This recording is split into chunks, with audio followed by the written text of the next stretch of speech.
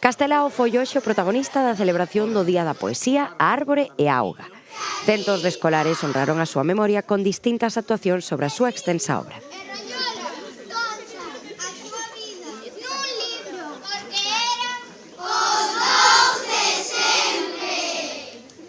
Os rapaces teñen claro que é desta forma da que mellor aprenden.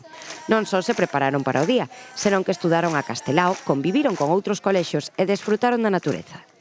Ademais de todos os centros da contorna do Carballiño, tamén foron convidados alumnos de Castro Caldelas. Creamos un poema sobre o tema que estamos dando ahora en clase.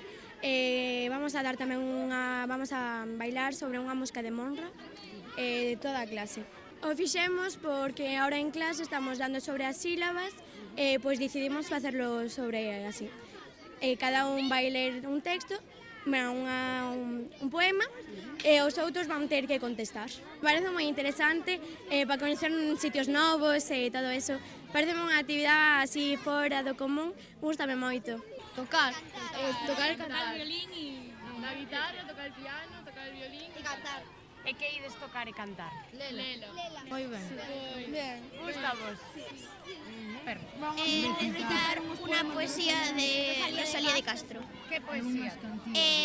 Unas cantigas e Miña casiña meu lar. As cantigas unha semana, pero o poema xa o tiñamos preparado doutra vez. Que está ben. Gusta vos salir do cole, non? Sí. Vamos cantar a canción de Lela, de Castelao. Está guai porque estamos tres cursos xuntos cantando unha canción. O mariñeiro que fala francés e mailo mariñeiro que fala inglés entran nunha taberna servida por un home gordo. Queren perder os sentidos xuntos para seren máis amigos. Quen sabe se despois de ben borrachos poderán